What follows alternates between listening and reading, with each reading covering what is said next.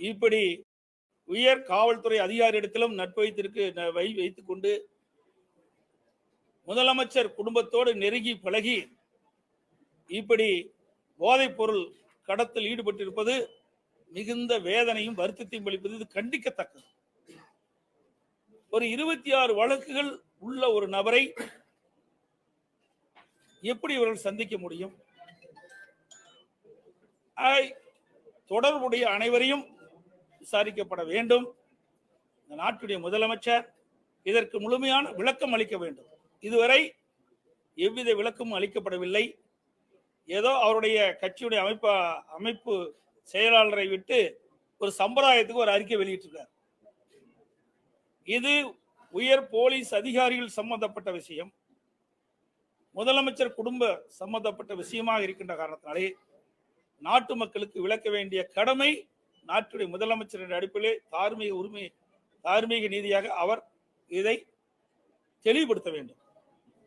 அதோடு அதுக்கு பிறகு பார்த்தீங்கன்னா, இன்றைக்கு மத்திய போதைப்பொருள் தடுப்பு பிரிவு வேகமாக துரிதமாக செயல்பட்டு பிப்ரவரி 29ஆம் தேதி உளுந்தூர்பேட்டை அருகே பள்ளி மாணவர்களில் 500 கஞ்சா பொட்டல்கள் பிடிபட்ட செய்தி. எவ்வளவு வருத்தம் பாருங்க, எவ்வளவு வேதனையான விஷயம். நான் ஏற்கனவே அடிக்கடி இதை குறிப்பிட்டு வந்தேன். இன்றைக்கு காவல்துறை மானியத்தில் கூட 2022-23 மதுவிலக்கு மற்றும் ஆயத்துறை மானிய கோரிக்கையில 22வது பக்கத்துல வெளியிட்டிருக்கிறாங்க. யாரு? இந்த நாட்டுடைய முதலமைச்சர் சட்டமன்றத்தில் மதுவிலக்கு மற்றும் ஆயத்துறை சார்பாக கொள்கை விலக்கு குறிப்புல இடம்பெற்றிருக்கிறது. 22வது பக்கத்துல என்ன சொல்றாங்கன்னா, பள்ளி மற்றும் கல்லூரிக்கு அருகில் போதைப் பொருட்கள் விற்பனை செய்வது சம்பந்தமாக மிக பெரு அளவில் நுண்ணறிவு தகவல் சேகரிக்கப்பட்டு அதன் பேரில் 2138 வழக்குகள் பதிவு செய்யப்பட்டுள்ளன. 2138 வழக்குகள் பதிவு செய்யப்பட்டிருக்கின்றன. அதுல கைது செய்யப்பட்டது 148 பேர். எஞ்சியவர்கள் என்ன ஆனாங்க? அவருடைய கொள்கை விளக்கு குறிப்பில் முதலமைச்சர் சட்டமன்றத்தில் தாக்கல் செய்யப்பட்ட இந்த கொள்கை விளக்கு குறிப்பிலே சுட்டிக்காட்டியது 2138 பேர் வழக்கு பதிவு செய்யப்பட்டு 148 பேர் தான் இன்றைக்கு கைது செய்யப்பட்டிருக்கிறார். எஞ்சியவர்கள் என்ன ஆனாங்க? மற்றவர்களெல்லாம் ஆளுங்கட்சியை சேர்ந்தவர்கள் இருக்கின்ற காரணத்தினாலே அவருடைய செல்வாக்கை பயன்படுத்தி அவர்களை வெளியே தப்பித்து விட்டார்கள். காவல்துறை கையில் கட்டப்பட்டுகின்றன. காவல்துறை திமுகவுடைய ஏவல் துறையாக செயல்பட்டுக் கொண்டிருக்கிறது. அவருடைய கொள்கை விளக்க குறிப்பில் தான் நான் சொல்றேன். அவர்களே கல்லூரிக்கு அருகிலும் பள்ளிக்கு அருகிலும் போதைப்பொருள் விற்பனை செய்வதாக அவர்களே ஒத்துக்கிட்டாங்க. சொன்னதான் 2138 வழக்கில் பதிவு செய்யப்பட்டதாக கொள்கை விளக்கு சுட்டிக்காட்டியிருக்கிறாங்க. ஆக எஞ்சியவர்கள் என்ன செய்தார்கள் என்று நான் சட்டமன்றத்தில் கேட்டதுக்கு பதிலே சொல்லல. ஆக எஞ்சியவர்களாம் இப்படி இன்றைய தினம் பிடிபட்டவர்கள் தான் என்று நாம் எடுத்துக்கொள்ள வேண்டிய சூழ்நிலை இருக்கின்றோம். அது மட்டுமல்ல, இன்றைக்கு இந்த விடியா திமுக ஆட்சி ஏற்பட்ட பிறகு மக்களுக்கு பாதுகாப்பே இல்லை. எங்க பார்த்தாலும் கஞ்சா விற்குது. கஞ்சா போதையில கொலை, கொள்ளை, திருட்டு, வழிப்பறிவு, பாலியல் வன்கொடுமை தொடர்ந்து நடந்த வண்ணம் தமிழகத்தில் இருக்குது. நீங்க தொலைக்காட்சி பார்த்தாலும் சரி, பத்திரிகை பார்த்தாலும் சரி, நாள்தோறும் கொலை நடந்துகிட்டு இருக்குது. இதுக்கு காரணம் கஞ்சா போதை தான். இந்த கஞ்சா போதைக்கு அடிமையானவர்கள் அதிலிருந்து மீள முடியாத சூழ்நிலைக்கு தள்ளப்பட்டு விடுகிறார்கள். அதனால இந்த இளைஞர்கள், மாணவர்கள், பொதுமக்கள் சீரழிக்கக்கூடிய காட்சி தமிழகத்திலே அதிகரித்துக் கொண்டிருக்கின்றது. இது வன்மையாக கண்டிக்கத்தக்கது. அது மட்டும் இல்லாம மார்ச் 5ஆம் தேதி இன்றைக்கு ராமேஸ்வரத்தில் கடலோர காவல்படை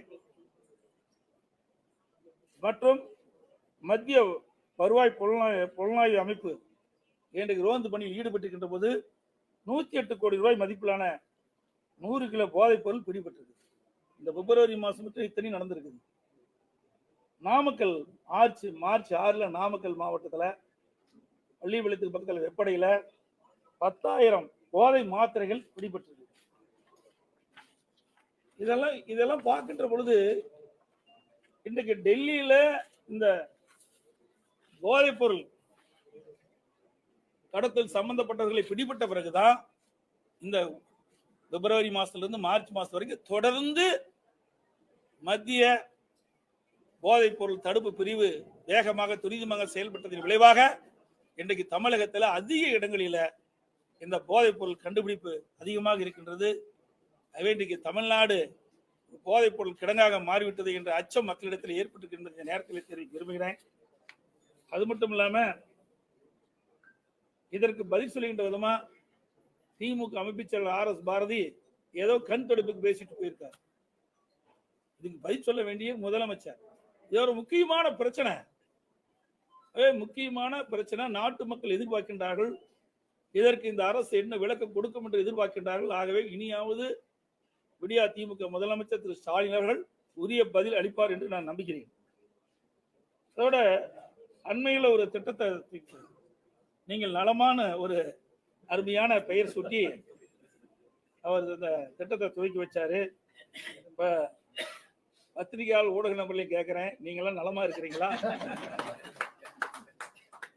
ஏன்னா பத்திரிகையாளர் நீங்கள் சுதந்திரமா செயல்பட முடியல. அண்மையில பாத்தீங்கன்னா திமுக மாவட்ட செயலாளர் சிற்றரசுன்னு ஒருத்தர் அவருடைய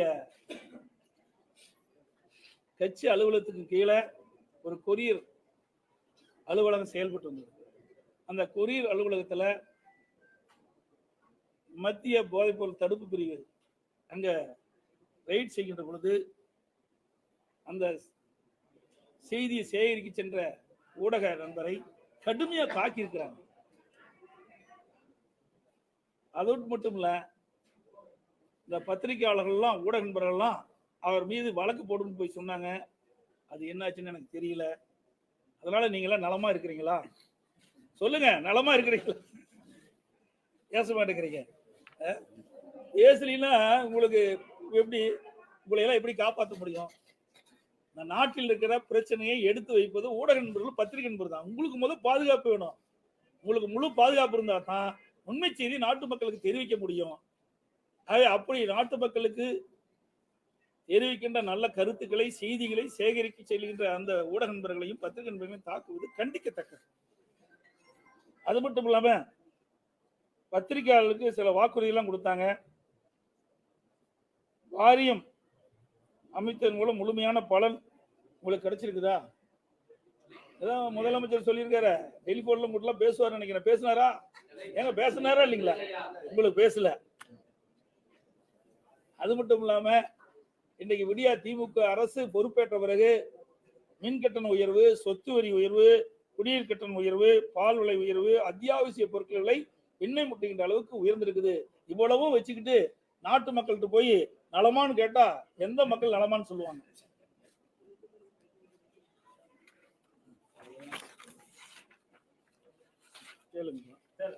போதைப் பொருள் சம்பந்தமா பல்வேறு விஷயங்களை குறிப்பிட்டிருக்காங்க. நேற்று டிஜிபி வந்து பிரஸ் மீட் பண்ணும்போது, அதாவது குற்றச்சாட்டுகள் வந்து யாருனாலும் சொல்லலாம், ஆனா ஆதாரங்கள் இருக்கணும். புள்ளி விவரங்களின் அடிப்படையில தமிழ்நாடு தான் போதைப் பொருள் தடுப்பு விஷயத்துல வந்து முன்னணி மாநிலமா இருக்கு அப்படின்ற ஒரு விஷயத்தை வந்து குறிப்பிட்டு டிஜிபி பேசியிருக்காரு. அப்புறம் இந்த டிஜிபி தானே கொடுத்த புள்ளி வரும். இந்த புள்ளி வரும் யார் கொடுத்தது? உள்துறைக்கு யார் கொடுத்தது? இதுக்கு யார் பொறுப்பு? முதலமைச்சரும் டிஜிபி தான் பொறுப்பு. இந்த பார்த்தீங்கன்னா மதுவிலக்கு மற்றும் ஆயத்துறை இது முழுக்க முழுக்க காவல்துறை சம்பந்தப்பட்டது. அவள் கொடுக்கப்பட்ட புள்ளி விவரத்தைப்படி தான் நான் பேசுறேன். இது 2020, 23, 22, 23 நடந்த செய்தி தான் அவர் சொல்லியிருக்கிறாங்க. அதுக்கு பிறகு இந்த கடந்த மாதம் பிப்ரவரி மாதம் மார்ச் மாதத்துல எவ்வளவு போதைப் பொருள் கண்டுபிடிக்கப்பட்டது என்று உங்க ஊடகத்திலையும் பத்திரிகையில் நீங்களே தெளிவுபடுத்திருக்கிறீங்க. அப்படி இருக்கும்போது இந்த காவல்துறை முழுமையாக செயல்படாத காரணத்தினால், செயலிழந்த அரசாங்கம் இருந்த காரணத்தினால், நிர்வாக திறமையற்ற பொம்மை முதலமைச்சர் நாட்டை ஆளுகின்ற காரணத்தினால் எங்க பார்த்தாலும் போதைப் பொருள் விற்பனை. இந்த 2 மாசத்துல மட்டும் அதிகமாக கண்டுபிடிச்சிருக்காங்க. மத்திய போதைப் பொருள் தடுப்பு பிரிவு கண்டுபிடிச்சிருக்காங்க. இந்த மாநில அரசு செயல்படாத காரணத்தினால தானே இன்றைக்கு தமிழ்நாட்டை சேர்ந்த ஒருத்தர் வெளிநாட்டுக்கு 2000 கோடி மதிப்புள்ள போதைப் பொருள் கடத்திருக்கான்னு கேட்ட செய்தி ஒட்டுமொத்த தமிழ்நாட்டு மக்களுக்கு தலைகுனிப்பு. போதைப் பொருள் சாதாரண விஷயம் இல்லை. இன்னைக்கு இளைஞர்கள், மாணவர்கள் இதுல போதைப் பொருளுக்கு அடிமையாகிட்டா வாழ்க்கையை சீரழிந்து விடும். இவ்வளவு மோசமான விஷயத்த இவர்கள் வந்து சர்வசாதாரணமா எடுத்துக்கிறாங்க.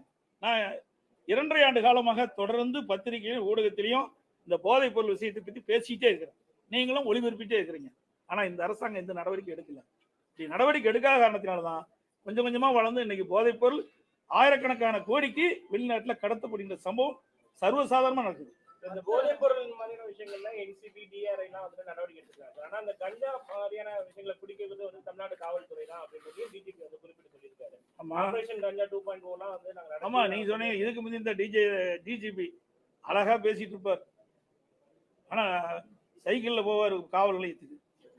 அதை பத்திரிகைகள் அழகா போட்டு காட்டுவீங்க. நாங்க கஷ்டப்பட்டு நிறைய செய்திகளை சொல்லுவோம். ஆனா அது சரியா வராது. ஆனா அப்ப திரு சைலேந்திர பாபு அவர்கள் டிஜிபியா இருக்கும்போது 2.0, 3.0, 4.0 போட்டுக்கிட்டே ரிட்டையர் ஆயிட்டார். வேற என்ன ஒரு சாதனை பண்ணாச்சு சொல்லுங்க பார்க்கலாம். இது நான் முழுக்க நாங்க சொல்லல. திராவிட முன்னேற்ற கழக அரசு, இன்றைய முதலமைச்சர், உள்துறை வச்சிருக்கிற முதலமைச்சர், காவல்துறை அதிகாரிகள் தயாரித்து கொடுக்கப்பட்ட அந்த குறிப்பின் அடிப்படையில் தான் முதலமைச்சர் இதை கொள்கைகளை குறிப்பே சட்டமன்றத்தில் தாக்கல் செய்திருக்கிறார். அவர் குறிப்பிட்டது 2 ஆண்டுக்கு முந்தைய பள்ளிக்கு அருகில், கல்லூரிக்கு அருகில் 2138 பேர் கஞ்சா விற்றதாக வழக்கு பதிவு செய்யப்பட்டிருக்குது. வழக்கு பதிவு செய்ய கை செய்யணும்ல. அப்புறம் 140 பேர் கை செஞ்சு எஞ்சியவர்கள் என்ன ஆச்சு? அவர்கள வெளியில் இருக்கிற காரணத்தால இப்படிப்பட்ட போதைப் பொருள் சர்வசாதாரணமா இன்றைக்கு வெளிநாட்டுக்கு கடத்திட்டு இருக்கிறாங்க. அதான் நான் குறிப்பிடும். இந்த ஜாபர் சாதிக்குள்ள அந்த குறிப்பிட்ட நபர் டிஜிபியை பார்த்துதான் நீங்க கூட ஆமா ஜாபர் சாதிக் டிஜிபி என்ன விட கொடுக்குறாருன்னா அவர் ஒரு என்ஜிஓ மூலமா வந்தாரு, சிசிடிவி ஸ்பான்சர் பண்றதுக்காண்டி வந்தாரு. ஒரு டிஜிபி அவர்கள் உயர்ந்த பதவியில் இருக்கார். 26 வழக்குகள் அவர் மீது இருப்பதாக தகவல். அதை விசாரிக்க வேணும்ல. இவர் எப்படிப்பட்டவர் அப்படின்னு விசாரிக்க வேணும்ல. எல்லா வசதியும் அவர்கிட்ட இருக்குது. ஒரு சாதாரண மனிதன் கிடையாது. ஒரு டிஜிபி. ஒருவரை அவர் யார், எப்படிப்பட்டவர் என்பதெல்லாம் விசாரிச்சு தானே அவரோட பழக வேணும். அது மட்டும் இல்ல, ஒரு தடவை தான் கொடுத்தாரா இல்லது எத்தனை தடவை செஞ்சாலும் யாருக்கு தெரியும்? வெளியில் வந்தது ஒரு தடவை தான். அதுதான் நான் சொல்றேன். அதுக்கு விளக்கம் இந்த நாட்டு மக்கள் எதிர்பார்க்கிறாங்க. இது மிகப்பெரிய பிரச்சனை. தமிழ்நாட்டில் ஆயிரக்கணக்கான கோடி மதிப்புள்ள போதைப் பொருள் பிடிபட்டதாக செய்திகள் வந்துள்ளன. உடனடியாக கட்சியில் இருக்க திமுக கட்சியுடைய நிர்வாகியா இருக்கிறார். உடனடியாக திராவிட முன்னேற்ற கழக கட்சி பொதுச் செயலாளர் அவரை அடிப்படையில் நீக்கப்படுகிறார். இப்படி உயர் காவல்துறை அதிகாரி இடத்திலையும் முதலமைச்சர்கிட்ட, விளையாட்டுத்துறை அமைச்சர்கிட்ட, அவர் குடும்ப உறுப்பினர்கள் எல்லாம் இந்த பழக்கம் இருந்ததாக இது செய்தியெல்லாம் வந்திருக்குது. இதுக்கு உண்டான பதில விவரத்தை முதலமைச்சர் தெரிவிக்க வேண்டும் தான் என்னுடைய கருத்து, மக்களுடைய கருத்து. அதுதான். தவறான ஒரு கணக்கீட்ட சொல்றாங்க, தவறான ஒப்பீட்டு காமிக்கிறாங்க. பத்திரிகை ஊடகம் தவறான செய்தியை வெளியிட்டீங்களா? 50 கிலோ போதைப் பொருள் அந்த சூடா பெற்றுதான். சரிப்பா, பத்திரிகை ஊடக நம்பர்லாம் இது விசாரிச்சீங்களா இல்லையா? நீங்க தான் நாட்டு மக்களுக்கு சொல்றீங்க. தப்பான செய்தி வெளியிடுவீங்களா? கேட்கிறேன். நீங்க தப்பான செய்தி வெளியிட்டீங்களா? உங்க செய்தி வச்சுதான் நான் பேசுறேன்.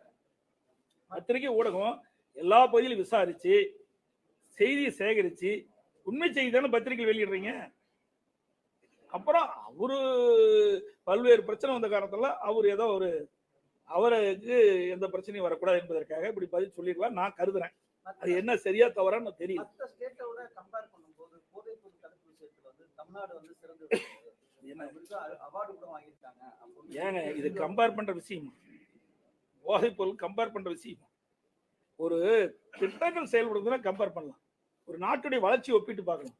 போதைப் பொருள் ஒப்பிட்டு பார்க்க முடியுமா? சொல்லுங்க. அப்படி போதைப் பொருள் ஒப்பிட்டு பார்த்தா அந்த அரசு மோசமான அரசு. போதைப் பொருள் எப்படி ஒப்பிட்டு பார்க்க முடியும்? இது ஒரு சீரழியக்கூடிய பிரச்சனை அல்லவா? ஒரு மனிதனை சீரழிக்கக்கூடிய போதைப் பொருள் அல்லவா? இதை போய் ஒப்பிட்டு பார்த்துக்கணும் அந்த அரசாங்கம் எப்படிப்பட்ட அரசாங்கம் என்பதை நீங்களே உணர்ந்துங்க. தமிழ்நாடு கவர்மெண்ட் எப்படி வேற என்ன பண்ணணும்னு நினைக்கிறீங்க சார்? நீங்களும் நான் என்ன நினைக்குது அவிதான் இருக்கிறேன். நான் இருக்க வரைக்கும் இது வரலையே. நீங்க இந்த மாதிரி கேள்வியை கேட்கல என்கிட்ட. எதிர்கட்சி தலைவரா தெளிவா சொல்லிட்டேன். திறமையற்ற முதலமைச்சர், பொம்மை முதலமைச்சர். என்ன நடவடிக்கை எடுக்கணும்? என்னன்னா அவரு தாங்க எடுக்கணும். அவர்கிட்ட தானே அதிகாரம் இருக்குது. மக்கள் அவர்கிட்ட தானே அதிகாரம் கொடுத்துருக்காங்க. டிஜிபி அவருடைய பரிசு போட்டு வாங்குறாரு. முதலமைச்சர்கிட்ட அவர் போய் நெருக்கமா இருக்காரு. விளையாட்டுத்துறை அமைச்சர் நெருக்கமா இருக்காரு. அவருடைய குடும்பத்து உறுப்பினர்கிட்ட நெருக்கமா இருக்கிறாங்க. இப்படி அமைப்பை ஏற்படுத்தி கொண்டு போதைப் பொருள் கடத்தல் ஈடுபட்டு சொன்னா அவர்கள் தான் நடவடிக்கை எடுக்க வேண்டும். இது மக்களுக்கு பதில் சொல்ல வேண்டிய பொறுப்புல அவர் இருக்கிறாங்க. அதுதான் மக்கள் கேட்கறாங்க. எதிர்க்கட்சி என்ற முறையில் மக்களுடைய பிரச்சனை நாங்க எடுத்து வைக்கிறோம்.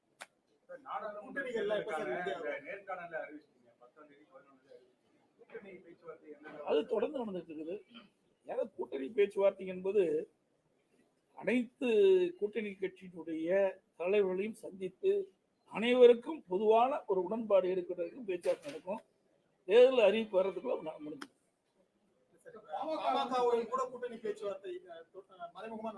இதெல்லாம் ஒண்ணும் இல்லை. ஆனா அவரும் சொல்லிட்டாரு, எங்க சகோதரர் சண்முகம் சொல்லிட்டாரு, நாங்க கூட்டணி பேச்சுவார்த்தை நடக்கும்போது நிச்சயமா உங்களிடத்தில் தெரியும்.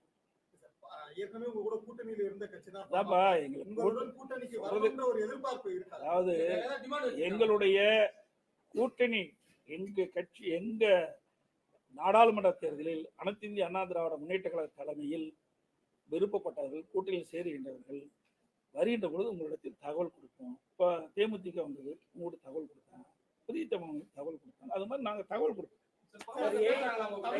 அதிமுகவுடைய பலம் என்ன அப்படின்றது வெளிப்படையா தெரிஞ்ச ஒரு விஷயம் தான். ஏன்னா கடந்த கால தேர்தலில் வாங்கிருக்கக்கூடிய வாக்கு சதவீதங்கள் எல்லாமே வெளிப்படையான ஒரு விஷயம் தான். அப்படி இருக்கும்போது சமீபத்துல அதிமுகவை விட பாஜகவுடைய வாக்கு சதவீதம் அதிகமாயிடுச்சுன்ற மாதிரியான ஒரு கருத்துக்கள் தொடர்ந்து பேசப்பட்டு வருது. நீங்க தான் ஓடிட்டு இருக்கிறீங்க. மக்கள்கிட்ட போய் கேட்டா தானே தெரியும். ஊடக நண்பர்கள் தான் 30% இருக்குது, 40% நீங்களே கணிச்சு போட்டுக்கிறீங்க. எந்த விதத்துல சோசியத்துல ஜோதி அப்படித்தான் நீங்க போனதற்கு அப்படித்தான் பண்ணீங்க. நாடாளுமன்றத்துல 19 21 என்னாச்சு? 19 என்ன சொன்னீங்க? எவ்வளவு டிஃபரெண்ட்? 21 என்ன டிஃபரெண்ட்?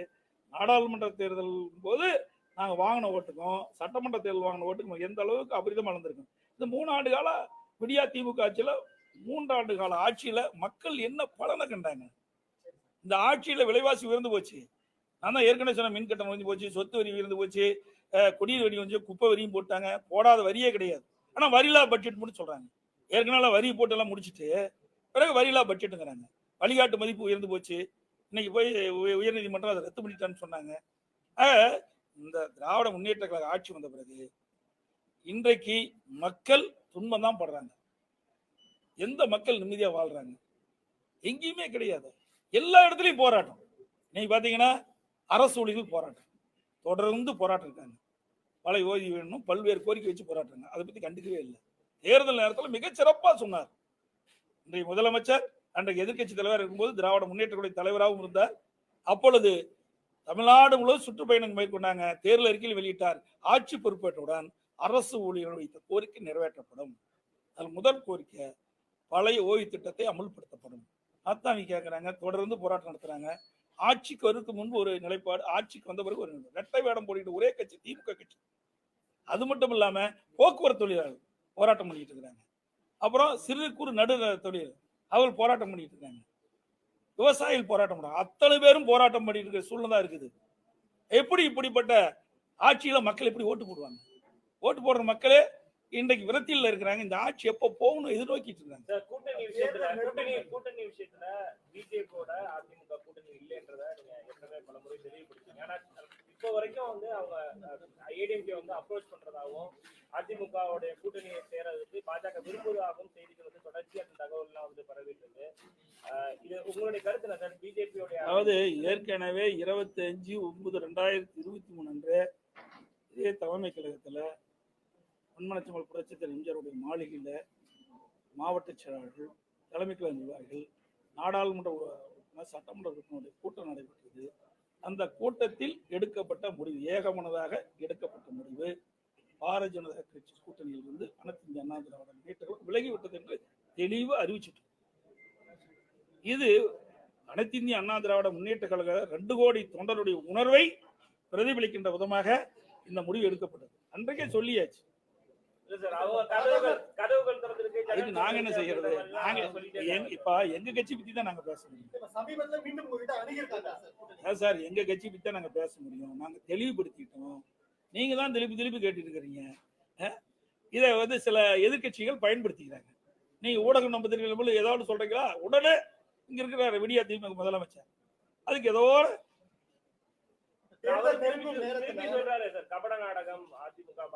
இன்னைக்கு இப்படி அது திருமாவளவன் கூட நேற்று பாஜக வந்து திட்டமிட்டு தான் அதிமுக வந்து வெளியில போயிருக்காங்க.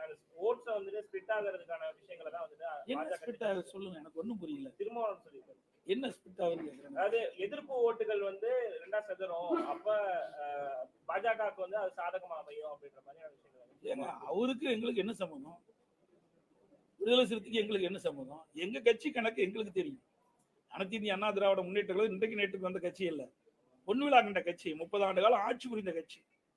மக்களுக்கு என்னென்ன செய்ய வேண்டும், எப்படி செய்ய வேண்டும், எந்தெந்த சூழ்நிலையில் எப்படி அரசியல் வந்து செய்ய வேண்டும் என்று எங்களுக்கு நல்லா தெரியும். பொன்மனச்செம்மல் புரட்சித் தலைவர் எம்ஜிஆர், இதயம் புரட்சித் தலைவர் அம்மா அரசியல் பள்ளி படித்த மாணவர்கள் தான். ஆக எங்களுக்கு அது பாடம் சொல்ல வேண்டிய அவசியம் இல்லை. அனைத்து இந்திய அண்ணா திராவிட முன்னேற்ற கழகம் கொள்கை இருக்கிறது. அந்த கொள்கையின் அடிப்படையில் நாங்கள் செயல்படுவோம். கூட்டணி என்பது அந்தந்த தேர்தல் சமயத்தில் அமைப்பது. இதே பாரதிய ஜனதா கட்சி நகராட்சி தேர்தல் போது வெளியில் போயிட்டாங்கல்ல, அப்பெல்லாம் யாரும் கேட்கலீங்க.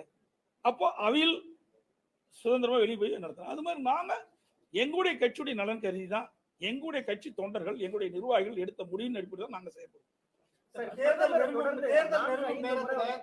நெருங்கும் நேரத்துல இப்ப அதிமுக தலைவர்களை பிரதமர் வந்து பாராட்டி பேசக்கூடிய ஒரு சூழல் நம்ம பார்த்திருந்தோம். அதிமுகவுடைய வாக்குகளை கவர வேண்டும் ஒரு எதிர்பார்ப்போடு இப்படி பேசலாம்னு நினைக்கிறீங்களா? மறைந்த தலைவர்களை பற்றி பேசியிருக்கிறேன். மறைந்த தலைவர் இருக்கிற தலைவர்கள் யாரும் பேசலையா? மறைந்த தலைவர்களை பற்றி பேசியிருக்கிறாங்க. அதாவது நல்லது செய்தால் யார் வேணும் பாராட்டுவது நம்ம இந்திய நாட்டினுடைய கலாச்சாரம். பொன்மனச்செம்மல் புரட்சித் தலைவர், இதே புரட்சித் தலைவர் அம்மாவட்டும் இருவரும் தலைவர்கள் தமிழகத்திலே ஆண்ட காரணத்தினால் இன்றைக்கு தமிழகம் ஏற்றம் பெற்றது. இந்தியாவிலேயே முதன்மை மாநிலம் என்று சொன்னா இருவரும் தலைவருடைய ஆட்சியில் போடப்பட்ட திட்டங்கள், அதனால் மக்கள் பெற்ற பலன். அதனால் இன்னைக்கு தமிழ்நாடு ஒரு வளர்ச்சி பெற்ற மாநிலமா இருக்குது. அம்மா மறைவுக்கு பிறகு நிறைய திட்டங்களை கொண்டாந்து நிறைவேற்றி இருக்கிறோம். இன்னைக்கு விடியா திமுக ஆட்சி பொறுப்பேற்ற பிறகு கிட்டத்தட்ட 8,33,000 கோடி கடன் ஆகி போச்சு. ஆட்சி வருவதற்கு முன்பு என்னென்னலாம் பேசினாங்க? இந்த கடனை குறைப்போம், அதுக்கு ஒரு நிதி மேலாண்மைன்னு ஒரு குழு அமைச்சாங்க, இப்படி எல்லா வகையிலும் பேசினாங்க. இன்னைக்கு என்ன நிலைமை? 8,33,000 கோடி கடன், 3 லட்சம் கோடி கடன் வாங்கிட்டாங்க. என்ன திட்டத்தை கொண்டு வந்தாங்க சொல்லுங்க பார்க்கலாம். அண்ணா திமுக இருக்கும்போது எத்தனை திட்டங்கள் நாங்கள் கொண்டு வந்தோம்? ஏராளமான திட்டங்களை கொண்டு வந்து தமிழ்நாடு இந்தியாவிலேயே ஒரு முதன்மை மாநிலம் என்ற ஒரு நிலையை நாங்கள் உருவாக்கணும். அப்படி எங்களுடைய தலைவர்கள் தமிழகத்தை உருவாக்கிய காரணத்தினால்தான் எதிரணியில் இருந்தாலும் எங்களுடைய தலைவர்களை போற்றுகின்ற அளவிற்கு எங்களுடைய தலைவர்கள் வாழ்ந்த காலம், செய்த திட்டங்கள், அதனால் மக்கள் பெற்ற நன்மை, அதனால் அப்படிப்பட்ட புகழ் அவர்களுக்கு கிடைச்சிருக்கு. பாரதிய ஜனதா கூட்டணியில் இருக்கவங்க பிரதமர் வேட்பாளராக மோடியை முன்னிறுத்துவாங்க. காங்கிரஸ் கூட்டணி இருக்கவங்க காங்கிரஸ் மூத்த தலைவர்கள் யார் நிறுத்தியிருக்காங்க? நிறுத்த எங்க இருக்குது சொல்லுங்க நீங்களே. இந்தியா நான் தான் ஏற்கனவே இந்தியா கூட்டணி இல்ல, இந்தியா கூட்டணி இருக்குது. மம்தா எங்க இருக்கிறாங்க? ரெண்டாவது முத இந்தியா கூட்டணி அமைவதற்கு விதை போட்டவர் யாரு? நிதிஷ்குமார். அவர் இப்ப எங்க இருக்காரு? அப்புறம் கேரளாவில் என்ன இருக்குது? காங்கிரஸும் சிபிஎம் எதிர்த்து போட்டிருக்குது. அப்புறம் எங்க அந்த கட்சியில ஒற்றுமை இருக்குது? இங்கேயே ஒற்றுமை இல்லையே. ஒரு எம்பி சீட்ல பிரிக்கிறதே ஒற்றுமை இல்லாத போது ஒரு நாட்டுடைய பிரதமர் ஏத்துக்குவாங்களா? ஒரு எம்பி இரு கட்சிகளும் பகிர்ந்து நாடாளுமன்றத்தில் வேட்பாளர் நிறுத்துக்கணும். அதுக்கே அவர் உடன்பாடு இல்லைன்னா ஒரு நாட்டுடைய பிரதமரா எப்படி அவர் ஏத்துக்குவாங்க? இல்ல, அது நடக்காது. அது மட்டும் இல்ல, மம்தா என்ன பிரைம் மினிஸ்டர் முன்னிறுத்திய போனதற்கு ஜெயிச்சது. நவீன் பட்நாயக் ஒரிசாவில் முன்னிறுத்தியே வந்தாரு, ஜெகன்மோகன் ரெட்டி முன்னிறுத்தியே வந்தாங்க. அதெல்லாம் கிடையாது. அந்தந்த மாநிலத்துடைய உரிமைகளை பாதுகாக்க அவர்கள் அந்த தனியா நின்னாங்க. அதுபோல அனைத்து இந்திய அண்ணா திராவிட முன்னேற்ற கழகம் தமிழ்நாட்டு மக்களுடைய உரிமையை பாதுகாக்கவும், உரிமையை நிலைநாட்டவும், தமிழ்நாடு வளர்ச்சி பெறுவதற்கு தேவையான திட்டங்களையும் நிதியும் பெறுவதற்கு நாங்கள் தனியாக இன்றைக்கு எங்களுடைய அதிமுக தலைமையில் ஒரு கூட்டணி அமைச்சு போட்டியோம். ஏங்க ஏற்கனவே வெற்றி பெற்றுக்கிறோம்ல, நம்பிக்கை இருக்கிறது என்னங்க? இது என்ன, நான் ஏற்கனவே நேற்று தொடங்க கட்சியா? 30 ஆண்டு காலம் ஆட்சி செய்த கட்சிங்க. 2014 அம்மா தனியா நின்னாங்கல்ல, தன்னந்தனியா நின்று 37 இடங்கள் நாங்கள் வெற்றி பெற்றோம்ல, சாதனை படைச்சிருக்கோம்ல. ஆகவே அனைத்து இந்திய அண்ணா திராவிட முன்னேற்ற கழகத்தை பொறுத்த வரைக்கும் வெற்றி வேகும். இங்களுடைய மக்களுடைய குரல் நாடாளுமன்றத்தில் ஒலிக்கும். இங்க என்ன பிரச்சனையோ அதை நாங்க எடுத்து செய்வோம். இன்னைக்கு திமுக 38 எம்பி இருக்கிறாங்க. திமுக மற்றும் கூட்டணி சேர்ந்து 38 எம்பி இருக்கிறாங்க. இன்றைக்கு எந்த பிரச்சனைக்காக நாடாளுமன்றத்தில் ஒத்தி வச்சிருக்கிறாங்க? 5 வருஷம் அங்க இருந்தாங்களே, நாடாளுமன்றம் நடந்தது இல்ல. நாடாளுமன்றத்தில் தமிழ்நாட்டுடைய பிரச்சனைக்காக நாடாளுமன்றத்தை ஒத்தி வைக்கக்கூடிய ஒரு அழுத்தம் கொடுத்தாங்களா? மேகதாது பிரச்சனை கொடுத்தாங்களா? நீட் பிரச்சனை கொடுத்தாங்களா? அப்புறம் எதுக்கு 38 எம்பி தேர்ந்தெடுத்து என்ன பயன்? அனைத்து இந்திய அண்ணா திராவிட முன்னேற்ற கழகம் 37 நாடாளுமன்ற கூட இருக்கின்ற பொழுது 2014 தேர்ந்தெடுக்கப்பட்ட 19 வரை இருக்கின்ற போது இடைப்பட்ட காலத்துல உச்சநீதிமன்றம் காவிரி நதிநீர் தீர்ப்பு வந்தது. 50 ஆண்டு காலம் சட்ட போராட்டம் நடத்திட்டு இருந்தோம். அந்த சட்ட போராட்டத்துக்கு விடிவு பிறக்கின்ற விதமாக விவசாயிகளுக்கு மகிழ்ச்சி அளிக்கின்ற விதமாக ஒரு நிலையான தீர்ப்பை பெற்றோம். அந்த தீர்ப்பை அமுல்படுத்த வேண்டும் என்பதற்காக மத்திய அரசு காலதாமம் செஞ்சது. அதை நிறைவேற்ற என்பதற்காக நாடாளுமன்றம் 22 நாட்கள் தொடர்ந்து நாங்கள் முடக்கணும். அவை ஒத்தி வச்சாங்க. அழுத்தம் கொடுத்தோம். மத்திய அரசுக்கு அழுத்தம் கொடுத்ததின் விளைவாக உடனடியாக மத்திய அரசு இன்றைக்கு இந்த காவிரி நதிநீர் பிரச்சனைக்கு தீர்வு காண்பதாக காவிரி மேலாண்மை ஆணையம், காவிரி நீர் முறைப்படுத்திக் கொள்கிற 2 அமைக்கப்பட்டது. இது அதிமுக வரலாறு. இன்றைக்கு என்ன மேகதாது பிரச்சனை வந்திருக்குதுங்க. நான் ஏற்கனவே தொலைக்காட்சியில் சொன்னேன், பத்திரிகையில் சொன்னேன். அண்மையில் என்னாச்சு? 28வது காவிரி மேலாண்மை ஆணைய கூட்டம் டெல்லியில் நடந்தது. அந்த கூட்டத்தில் தமிழகத்துடைய அதிகாரிகள் கலந்துக்கிட்டாங்க. அப்ப எங்க ஏதாவது ஓட்டெடுப்பு நடந்ததாக பத்திரிகை செய்தியில் வந்திருக்குது. அதுல 4 ஓட்டு நமக்கு கிடைச்சிருக்குது, 5 வாக்கு அவில கிடைச்சிருக்குது. உடனடியாக அங்க விளக்கம் கேட்டிருக்குது. என்ன, மேகதாது அணை கட்டுவதற்கு கர்நாடக அரசு மத்திய நீர்வள ஆணையத்துக்கு கடிதம் கொடுத்திருக்காங்க. அந்த நீர்வள ஆணையம், மத்திய நீர்வள ஆணையம் நம்முடைய காவிரி மேலாண்மை ஆணையத்துக்கு விளக்கம் கேட்டு அதுதான் இந்த ஓட்டெடுப்பு தீர்மானம் நிறைவேற்றி இன்றைக்கு மத்திய நீர்வள ஆணையத்துக்கு தகவல் அனுப்பிச்சிருக்காங்க. இதை கண்டிக்க வேணும்ல, இதுவரைக்கும் கண்டிக்கலையே. உச்சநீதிமன்றம் போகணும்ல, ஸ்டே வாங்கணும்ல. இதே நிலை அதிமுக ஆட்சி இருக்கும்போது இப்படி ஒரு பிரச்சனை வந்தது. மேகதாதுக்கு விரிவான திட்ட அறிக்கை தயாரிக்கின்ற திட்டத்தை மத்திய அரசாங்கம், அதாவது மத்திய நீர்வள குழுமம், மத்திய காவிரி மேலாண்மை ஆணையத்துக்கு விளக்கம் கேட்டது. உடனடியாக நாங்க அவதூறு வழக்கு தொடரணும். உச்சநீதிமன்ற அவதூறு வழக்கு தொடரணும். அது நிலுவையில் இருக்குது. அப்படி ஏதாவது செஞ்சிருக்கிறாங்களா சொல்லுங்க பார்க்கலாம். எதுவுமே கிடையாது. திமுக அரசின் மீதான மக்கள் எதிர்ப்பு மனநிலை மற்றும் அஇஅதிமுகவிற்கு கைகொடுத்து மக்கள் எதை வச்சு வாக்களிக்கிறாங்க? ஒரு அரசாங்கம் வந்தா மக்களுக்கு நன்மை கிடைக்கும்னு சொல்லி தானே வாக்களிக்கிறாங்க. அது நிறைவேற்றல இந்த அரசுல. மக்களுக்கு எந்த நன்மை பெற்றிருக்காங்க? 3 லட்சம் கோடி கடன் வாங்கினதான் மிச்சம். மக்கள் மீது கடனை சுமத்திருக்காங்க. எல்லாத்துக்கும் மேலதான், நீங்களும் மேலதான் சுமத்தி இருக்கிறாங்க. பத்திரிகையாளர் மீது தான் அந்த கடன் வருது. தமிழ்நாட்டில் யாரெல்லாம் வாழ்றோமோ அத்தனை பேருக்கு மேலே கடனை சுமத்தி தான் இந்த ஆட்சியினுடைய சாதனை. என்ன திட்டத்தை கொண்டு வந்தாங்க சொல்லுங்க. வரையறைக்கு அந்த கடன் யார் கட்டுறது? நாளுக்கு நாள் கடன் அதிகரிச்சுட்டே போகுது இல்ல. நாளுக்கு நாள் கடன் அதிகரிச்சுட்டே போகும்போது இந்த ஆட்சி முடியறதுக்குள்ள 10 லட்சம் கோடி தாண்டிடும். 10 லட்சம் கோடி கடன் வந்துட்டா வருஷத்துக்கு 80,000 கோடி வட்டி மட்டும் கட்டணும். அப்புறம் வாங்கின கடனை திருப்பி செலுத்தணும். இதுக்கெல்லாம் எங்க வருமானம் இருக்குது? வாங்குற கடனை மூலதன செலவு செஞ்சா பரவாயில்ல, வருவாய் செலவு செய்யறாங்க. சம்பளம் கொடுக்குறது, மற்றதும் செலவு பண்றாங்க. மூலதன செலவு குறைவு. 26 தேர்தல்ல பாஜகவுடைய ஆட்சி தான் அமையும் அப்படின்னு சொல்லிட்டு தொடர்ச்சியா சொல்லிட்டு இருக்காங்க. வரக்கூடிய நாட்கள்ல தேசிய கட்சிகளுக்கான வாய்ப்பு ஏங்க 24 தேர்தல பேசுங்க. 26 அப்புறம் தானே. 24 தேர்தலே முடிவு கட்டி 24 தேர்தல்ல யாருக்கு என்ன பலன் இருக்கு என்பது மக்கள் சொல்லுவாங்க. மக்களுடைய செல்வாக்கு எந்த கட்சிக்கு இருக்கு என்பதை தேர்தல் மூலமாக மக்கள் உணர்த்துவாங்க. சார், நான் தெளிவா சொல்றேன். நீங்களும் நானும் பேசுறது இல்ல. மக்கள் தான் வாக்களிக்கக்கூடிய எஜமானர்கள். புரியுதா? அந்த மக்களுக்கு சேவை செய்யும் என்பதுதான் எங்களுடைய எண்ணம். அனைத்து இந்திய அண்ணா திராவிட முன்னேற்ற கழகத்தை பொறுத்த வரைக்கும் தமிழ்நாட்டு மக்கள் தான் வாக்களித்து வெற்றி பெற செய்யறாங்க. அவருடைய பிரச்சனையை, அவருடைய குரல் நாடாளுமன்றத்திலே ஒலிக்கும். அவர்கள் என்ன எண்ணுகிறார்களோ அந்த எண்ணத்தை நாங்கள் நிறைவேற்றுவோம். இதுதான் எங்களுடைய நிலைப்பாடு. அனைத்து ஊடகங்களுக்கும் பத்திரிகைகளுக்கும் வணக்கம், நன்றி.